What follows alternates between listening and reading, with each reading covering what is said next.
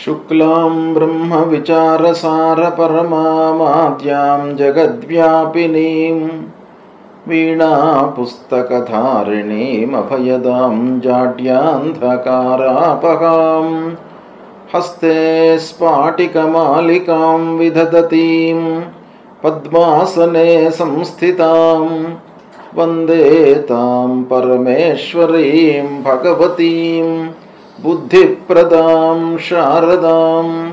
श्री महागणाधिपतये नमः। శ్రీ మహాసరస్వత్యై నమః. శ్రీ గురుభ్యో నమః.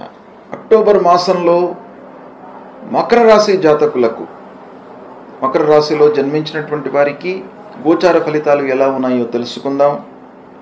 ముందుగా సూర్యుడు 17వ తారీఖు వరకు కన్యా రాశిలో ఉన్నాడు. తదనంతరం తులారాశిలోకి వెళ్తున్నాడు. కుజుడు 27వ తారీఖు వరకు తులారాశిలో ఉన్నాడు. 27 తర్వాత వృశ్చిక రాశిలోకి ప్రవేశిస్తున్నాడు. బుధుడు 24వ తారీఖు వరకు తులారాశిలో ఉన్నాడు. 24 తర్వాత వృశ్చిక రాశిలోకి ప్రవేశిస్తున్నాడు. గురువు 18 వరకు మిథున రాశిలో ఉంటున్నాడు. 18 తర్వాత కర్కాటక రాశిలోకి ప్రవేశిస్తున్నాడు. శుక్రుడు 9వ తారీఖు వరకు సింహంలో ఉన్నాడు.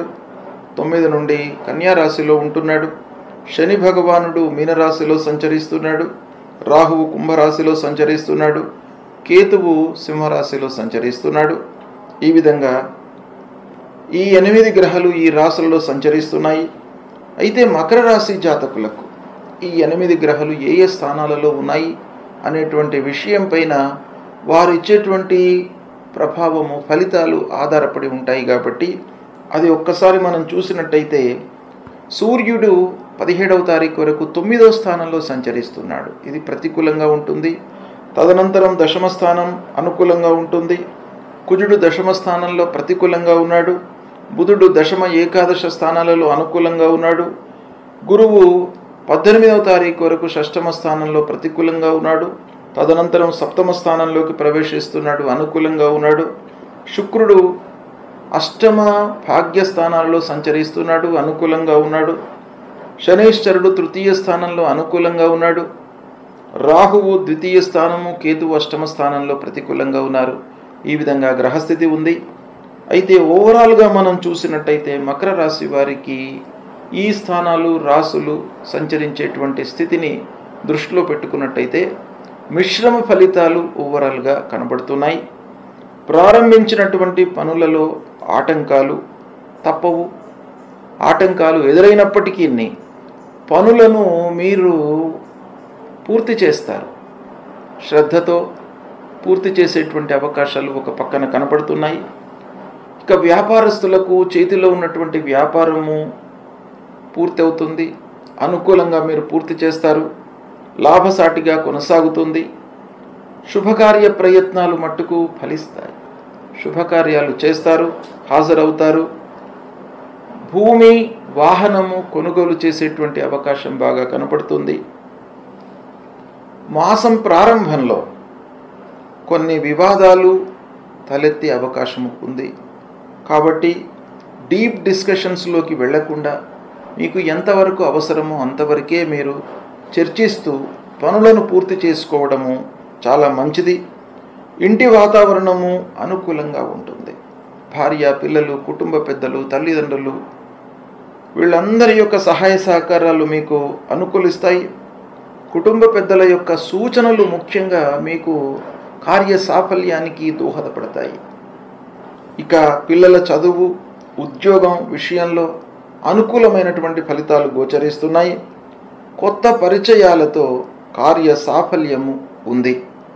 కాబట్టి పరిచయస్తులను కొంత మీరు జాగ్రత్తగా చూసుకున్నట్టయితే ఫలితాలు కూడాను మీకు అనుకూలంగా ఉన్నాయి. అన్నదమ్ముల సహాయంతో పనులు నెరవేరుతాయి.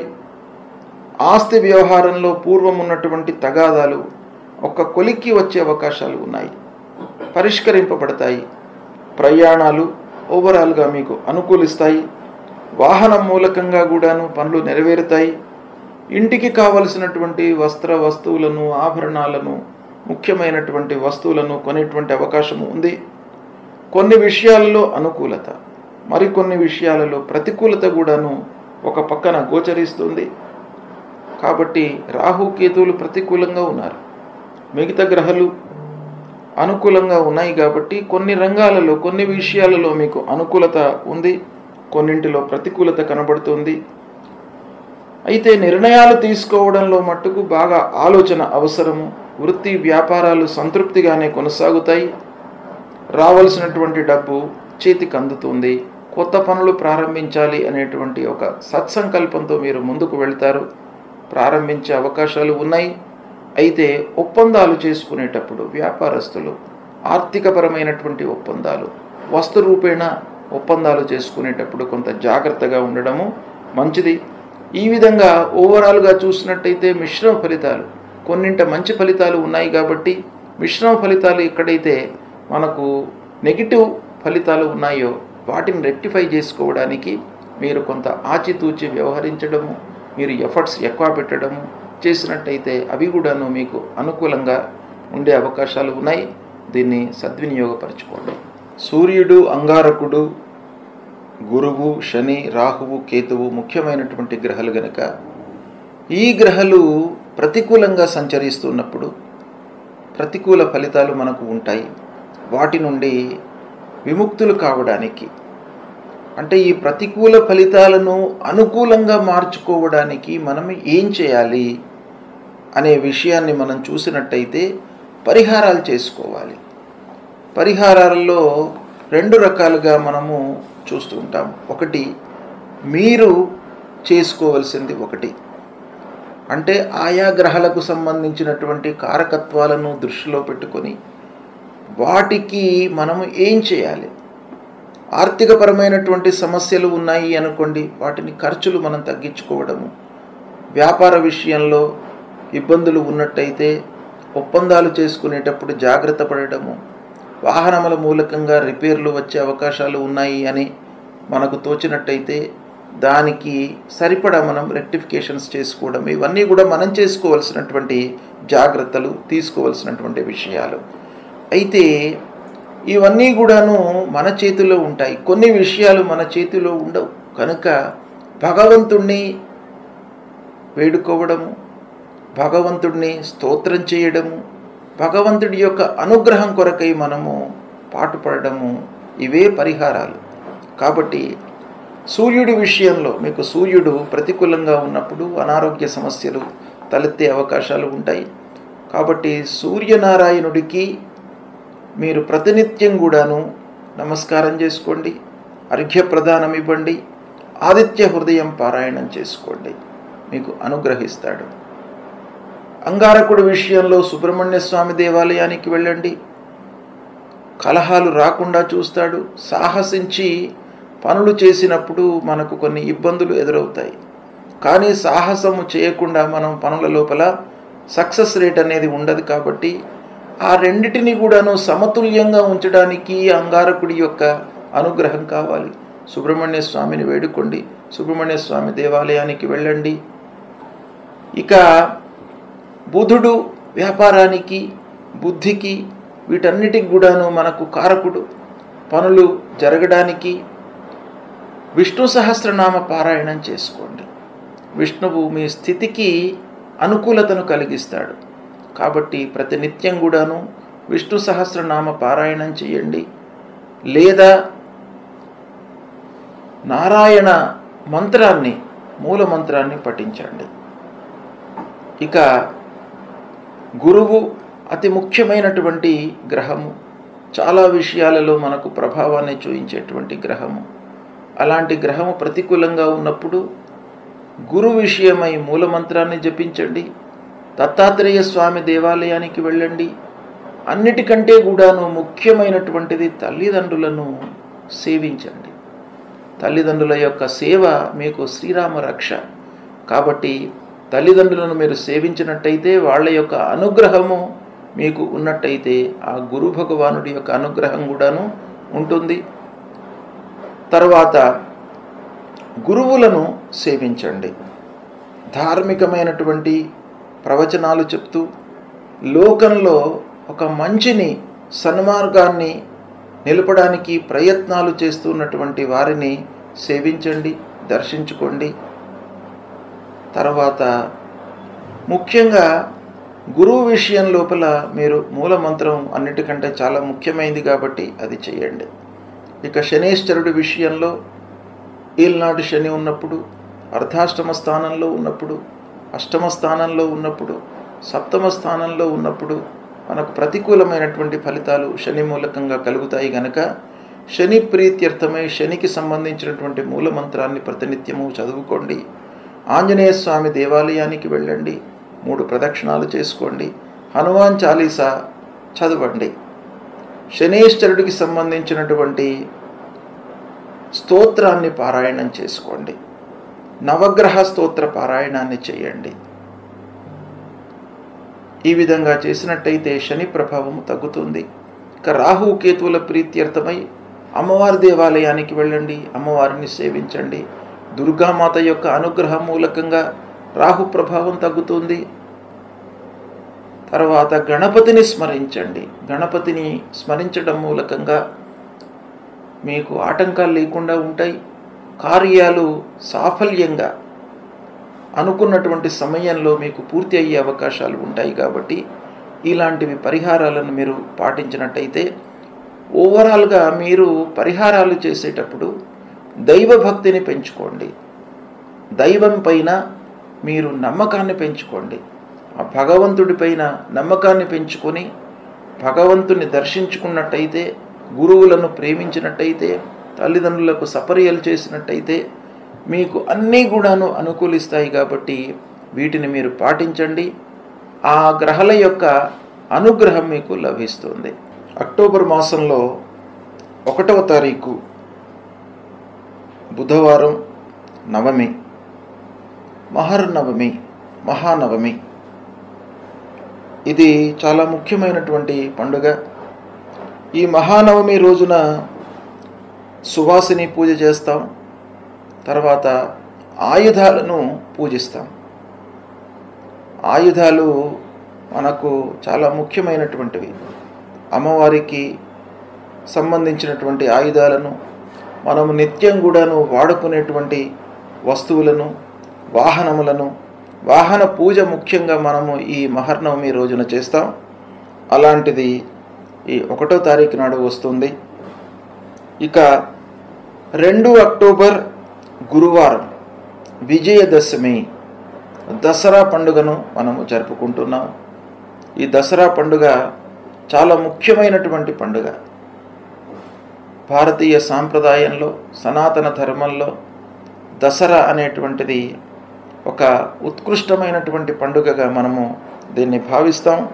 ఈ దసరా పండుగ రోజున అపరాజితాదేవిని పూజిస్తాం.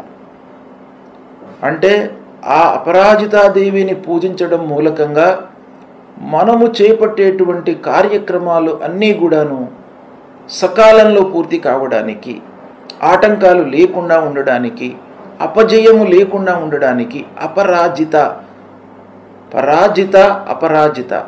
అపరాజిత అనేటువంటిది ఒక అమ్మవారి యొక్క స్వరూపం. కాబట్టి అలాంటి అమ్మవారిని మనం పూజించడం మూలకంగా మనకు జయము కలుగుతుంది అనేటువంటిది మనకు శాస్త్రం చెప్తుంది. ముఖ్యంగా ఈ విజయదశమి రోజున మనం ఏం చేస్తాం? సీమోల్లంఘనము అంటే మనము ఉంటున్నటువంటి ఊరుకు ఈశాన్య ప్రాంతానికి వెళ్ళి అక్కడ శమీ వృక్షానికి పూజ చేస్తాం. ఆ శమీ వృక్ష పూజ, సీమోల్లంఘనము అనేటువంటిది చాలా ముఖ్యమైనటువంటి ప్రక్రియ ఈ రోజున. అంటే ఉన్న చోటన మనం చేయకుండా, సీమోల్లంఘనము అనంటే మనం ఉన్నటువంటి ప్రాంతము నుండి ఈశాన్య ప్రాంతానికి వెళ్ళి అక్కడ శమీ వృక్షాన్ని మనము పెట్టుకొని శమీ వృక్షానికి పూజ చేస్తాం. ఆ శమీ వృక్ష పూజతో మనకు విజయము చేకూరుతుంది అనేటువంటిది మనకు శాస్త్రం చెప్తుంది. అదేవిధంగా దసరా రోజున ముఖ్యంగా రాజులకు పట్టాభిషేకం చేస్తాం. అంటే రాజరికము ఈ రోజులలో లేకపోయినప్పటికీ ఆ రాజుగా భావించేటువంటి వాళ్లను మనము గౌరవిస్తాం, సత్కరిస్తాం, వాళ్లను పూజిస్తాం ఈ రోజున. ఇక 3 అక్టోబర్ శుక్రవారం సర్వేషాం పాపాంకుశ ఏకాదశి. అంటే అందరికీ కూడాను, అందరికీ అనంటే స్మార్త వైష్ణవ మధ్వ సాంప్రదాయాలను ఆచరిస్తున్నటువంటి అందరికీ కూడాను పాపాంకుశ ఏకాదశి. ఇక 4వ తారీఖు అక్టోబర్ మాసం శనివారం రోజున శని ప్రదోషమి ఉంది. ఈ శని ప్రదోషం రోజున అందరూ కూడాను ఆ శని ప్రీత్యర్థమై నవగ్రహ దేవాలయానికి వెళ్ళడము, శని స్తోత్ర పారాయణం చేయడము, శివాలయానికి వెళ్ళడం మూలకంగా మీకు మంచి జరుగుతుంది. తర్వాత ఇదే రోజున క్షీరదానము కూడాను చెప్పినారు. క్షీరదానం చేసినట్టయితే మీకు సత్ఫలితాలు కలుగుతాయి. దాన ఫలము, క్షీర దానం మూలకంగా అత్యంతమైనటువంటి మీకు ఒక పుణ్య ఫలము వస్తుంది అనేటువంటిది శాస్త్రం చెప్తుంది. కాబట్టి ఈ రోజున అంటే క్షీరదానం చేసి ద్విదళాన్ని వ్రతంగా మనం ప్రారంభిస్తాం.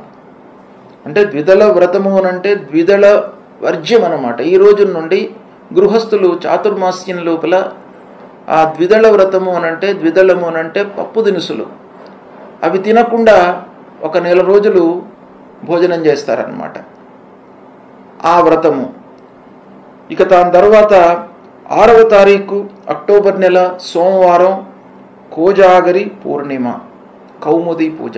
ఈ కోజాగిరి పూర్ణిమ రోజున ఏం చేయాలి? కౌముది పూజ. కౌముది అంటే వెన్నెల, చంద్రుణ్ణి పూజించాలి. ఆ చంద్రుడి ద్వారా వచ్చేటువంటి వెన్నెల అనేటువంటిది మనకు మానవాళికి ఆహ్లాదాన్ని, ఆనందాన్ని, సంతోషాన్ని ఇచ్చేటువంటిది. కాబట్టి ఆ చంద్రుడి యొక్క అనుగ్రహం కూడా మానవాళికి కావాలి. సూర్యుడి యొక్క అనుగ్రహం ఎంత అవసరమో చంద్రుడి యొక్క అనుగ్రహం కూడాను అంత అవసరము. మానసికంగా మనము ఒక ఉన్నతమైనటువంటి స్థితిలో ఉండడానికి ఈ కోజాగిరి పూర్ణిమ ఆ రోజు వచ్చేటువంటి ఆ చంద్రుడికి సంబంధించినటువంటి వెన్నెలను మనము పూజించడము చాలా మనకు శ్రేయస్కరమైనటువంటి విషయం అని శాస్త్రం చెప్తుంది. ఇదే రోజున ఆకాశంలో దీపాలు వెలిగిస్తారు, అంటే దీపోత్సవం చేస్తారు. జ్వాలా తోరణము అంటే తోరణాలు కడుతూ ఉంటారు ఇంటి చుట్టూ, దేవాలయాలలో. కాబట్టి ఇవన్నీ కూడాను కోజాగిరి పూర్ణిమ సంబంధించినటువంటిది. 7వ తారీఖు మంగళవారం వాల్మీకి జయంతి. వాల్మీకి మహర్షి మనకు వాంగ్మయాన్ని అందించినటువంటి ఒక మహర్షి. కాబట్టి ఆయనను దృష్టిలో పెట్టుకొని వాల్మీకి పూజ చేయడము, గురువులను సత్కరించడము ఈ పౌర్ణిమ రోజున చేయాలి. ఈ పౌర్ణిమతో కార్తీక స్నానాలు కూడాను ప్రారంభమవుతాయి. కాబట్టి కార్తీక స్నానాలు కూడాను ఈ పౌర్ణిమ 7వ తారీఖు నుండి అందరూ చేస్తుంటారు, అది ఆచరించాలి. ఇక 10వ తారీఖు నాడు సంకష్టహర చతుర్థి. 10 అక్టోబర్ శుక్రవారం రోజున సంకష్టహర చతుర్థి. అన్ని సంకటాలను, కష్టాలను హరించేటువంటి చతుర్థి. ఈ చతుర్థి తిథికి అధిష్టాన దేవత గణపతి. కాబట్టి ఈ సంకష్టహర చతుర్థి వ్రతాన్ని ఆచరించడం మూలకంగా ఆ గణపతి యొక్క, వినాయకుడి యొక్క అనుగ్రహం మనకు లభిస్తుంది. సంకటాలు లేకుండా ఉంటాయి, ప్రారంభించినటువంటి పనుల లోపల ఆటంకాలు లేకుండా ఉంటాయి. అయితే ఈరోజు సంకష్టహర చతుర్థి రోజున ఉదయం నుండి మీకు వీలైన సమయం లోపల గణపతి దేవాలయానికి వెళ్ళి గణపతిని మీరు అభిషేకం చేయండి, పూజించండి. సాయంత్రం వరకు అంటే చంద్రోదయము రాత్రి ఈ రోజున 8:36 ఉంది కనుక 8:36 వరకు ఉపవాసం ఉండి పాలు పళ్ళు తిని సాయంత్రం మీరు పారణ చేయాలి. అంటే మళ్ళీ సాయంకాలము 6:36 తర్వాత ఆ గణపతిని స్మరించి పూజించి అప్పుడు భోజనం చేయవచ్చును. ఇది ఈ సంకష్టహార చతుర్థి వ్రత విధానము. ఇది చేసినట్టయితే మీకు ఆటంకాలు లేకుండా ఉంటాయి. తప్పకుండా మీరు ఈ సంకష్టహార చతుర్థి వ్రతాన్ని ఆచరించండి. ఇక దాని తర్వాత మళ్ళీ 17వ తారీఖు శుక్రవారం సర్వేషాం రమా ఏకాదశి. ఈ ఏకాదశి పాటించడం మూలకంగా మీకు ఆ లక్ష్మీ అమ్మవారి యొక్క అనుగ్రహం కలుగుతుంది. ఇక 18వ తారీఖు అక్టోబర్ శనివారం ధనత్రయోదశి మధ్యాహ్నం 12:20కి ప్రారంభమవుతుంది. తెల్లవారితే 19 అక్టోబర్ ఆదివారం రోజున మధ్యాహ్నం 1:52 వరకు ఉంటుంది. ఈ ధనత్రయోదశి రోజున ముఖ్యంగా ధన్వంతరి జయంతి అని అంటారు. ధన్వంతరి ఇది మనకు ఆయుర్వేదం ప్రకారంగా ఒక వైద్యుడు, దేవతలకు వైద్యుడు అన్నమాట. కాబట్టి ఈ ధన్వంతరి జయంతి రోజున ధన్వంతరి పూజ చేయడం మూలకంగా మనకు వ్యాధులు దూరం అవుతాయి, వ్యాధులు రాకుండా ఉంటాయి, అరిష్టం లేకుండా ఉంటుంది అనేటువంటిది ఒక పక్కన ఉంది. అంతేకాకుండా ధనత్రయోదశి రోజున ఏదైనా విలువైనటువంటి వస్తువులను కొనడం మూలకంగా మనకు లక్ష్మీ అమ్మవారి యొక్క కటాక్షం కలుగుతుంది అని శాస్త్రం చెప్తుంది. దీన్ని ధన్తేరస్ అని కూడా అంటారు.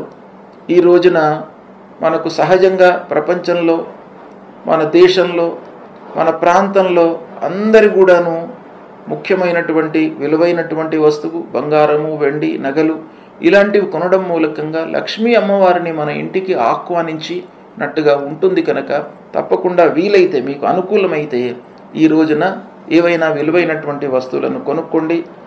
ఇక 20 అక్టోబర్ సోమవారం నరక చతుర్దశి,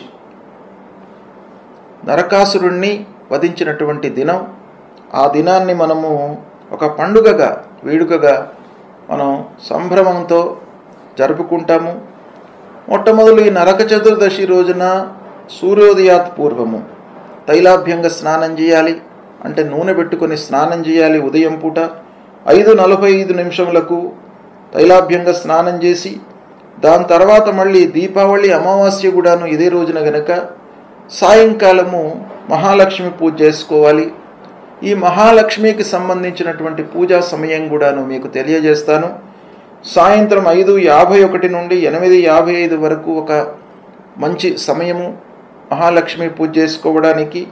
తర్వాత రాత్రి 9:57 నుండి 10:59 వరకు కూడాను ఒక సమయం ఉంది. ఈ సమయంలో అమ్మవారిని పూజించినట్టయితే ఆ మహాలక్ష్మి యొక్క కటాక్షంతో మీకు మంచి జరుగుతుంది, అనుకున్న పనులు నెరవేరుతాయి. ఇక తెల్లవారితే 21 అక్టోబర్ మంగళవారం కేదార గౌరీ వ్రతం, దర్శ అమావాస్య అవుతుంది. ఇక 22 అక్టోబర్ బలిపాడ్యమి, బలి ప్రతిపద. ఇది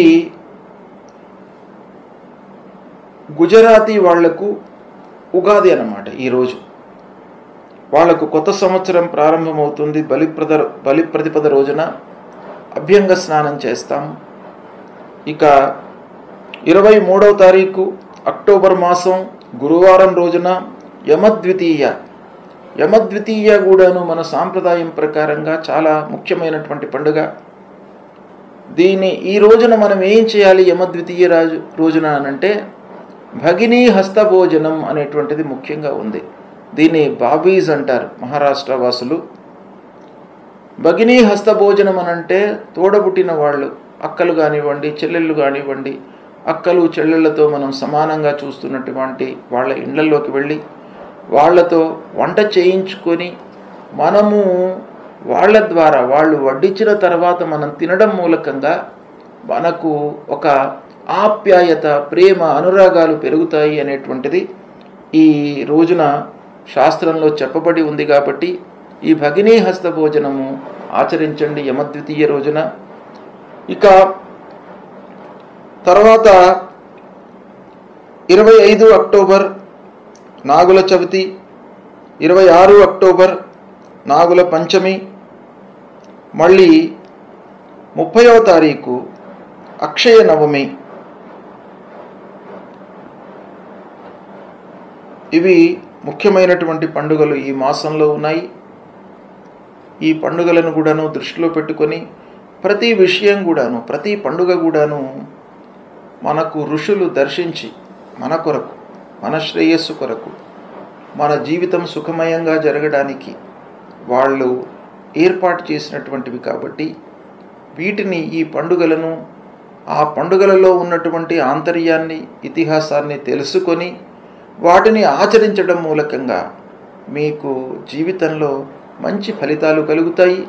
అంతేకాకుండా మీరు ఈ పండుగలను ఆచరించినట్టయితే మీ పిల్లలకు కూడాను ఈ పండుగల విషయం తెలుస్తుంది. మన సనాతన ధర్మాన్ని కాపాడిన వాళ్ళము అవుతాము. కాబట్టి తప్పకుండా పండుగను ఏదో గుడ్డిగా మనము జరుపుకోకుండా పండుగ వెనుక ఉన్నటువంటి ప్రాతినిధ్యాన్ని, చరిత్రను, ఇతిహాసాన్ని మీరు క్షుణ్ణంగా తెలుసుకున్నట్టయితే మీరు మళ్ళీ పిల్లలకు చెప్పడానికి అవకాశం ఉంటుంది. మీరు చేయడము, మీరు చేస్తున్నప్పుడు పిల్లలు చూడడం కూడాను చాలా ముఖ్యమైనటువంటిది. అంతేకాకుండా ఆ పండుగ విషయంలో ఉన్నటువంటి చరిత్ర అది పిల్లలకు చెప్పడం మూలకంగా ఒక లైనేజ్ అనేది ఏర్పడుతుంది. సనాతన ధర్మం అనేటువంటిది స్థిరస్థాయిగా ఉంటుంది ఈ ప్రపంచంలో. కాబట్టి పండుగలను ఆచరించండి, సుఖమయమైనటువంటి జీవితాన్ని గడపండి. శుభం.